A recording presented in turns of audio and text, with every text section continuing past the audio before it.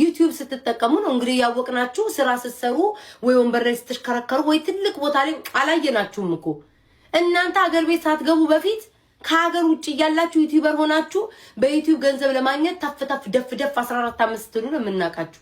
እኔ እኮ ግራ ገባኝ እኮ ሰው ከናንተ የተሻለ ጊፍት ሲሰጠው ወይ ከናንተ የተሻለ እድል ሲያገኝ ገንዘብ ሲያገኝ ወይ የሆነ ነገር ሲለወጥ ወይ ሊለወጥ ነው ብሎ አይምሯችሁ ካሰበ ቤትም ማርጋችሁ መጣል ለምትፈልጉት ግራ ገባኝ። እኔ ያው ለምሳሌ ዶክተር የሆነ ፓይለት የሆነ በቃ የተሻለ ነገር ስራ ሲሰራ የነበረ ወንበር ላይ ሲሽከረከረ የሆነ ስራ ሲያስተናግድ የነበረ ሰው መጥቶ እኔም ቢወቅሰኝ ያምርበታል።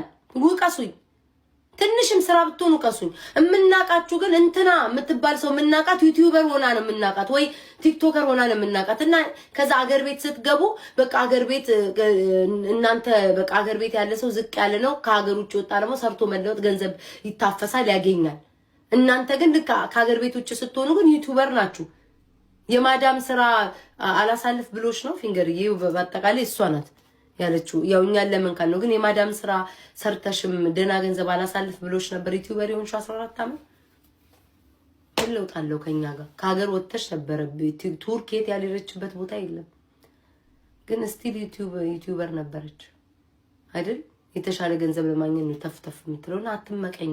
ሲቀጥ ደግሞ ምንድነው ያለችው ጋይስ ከቤታ ጋር ጦርነት ከኔ ጋር ማለት ነው ሞቅ እናርገው እንጂ ከሷ ጋርማ መሰዳደብ አለ። ስራም አላጣው ነው ካንቺ ጋር ለህዝቡ ትቼሻለሁ መላሻለሽ ቁጭ ብለሽ ብትለፈልፊ እስኪ በቃኝ። እኔ የከተማ ልጅ ነኝ አራዳ ነኝ ታጭ አራዳ እንዴ ነው የሚናገረው 80 ጊዜ ቀኑ ሙሉ እንደ አሮጊት ቁጭ ብሎ ወጥ ያማሰለ ሲያዘበዝብ አይሆንም። እስኪ በቃኝ ድረስ በቂውን አግኝቻለሁ።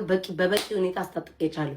ቤታ ቁጭ ብለሻው አንቺ መቆም ለመደብኝ ኖ ጋይስ ማርያምን አላያችሁት የሆነ ቪዲዮ ላይ ምናል ከሰርጀሪ ጋር አሁን መጣላት አለብኝ ፊንገርዬ በፍጹም በቃ ተጠቅመሻል።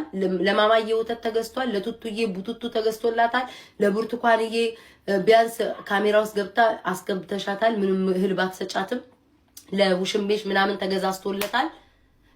ለራስሽ አንዳንድ ነገር ቀያይረሻል፣ ይበቃሻል። ከዚህ በኋላ በእኔ አትጠቀም። እኔ ለህዝቡ ትቼሻለሁ። አፍሽን ቀኑ ሙሉ ብትከፍቺ ቁጭ ብዬ ካንቺ ጋር ፊንገርዬ ስሰዳደባ አልውልም። እመቤቴን ጋይስ በቃ እናንተ ራሱ ጥላቻ ነው የምታመጡት። እናንተ ጀመሩ ነው የምትሉት። አልፈልግም ያን ጌሜን እጫወታለሁ። ደግሞ ከሰኞ ይመጣል አይደል? ሰኞ አስታውሱኝ። ጣፈንታይን ነው ሰኞ ማጫወተው። በጣም ብዙ ሰዎች ማርያምን በጣም ብዙ ሰዎች የጠየቃችሁ ነው።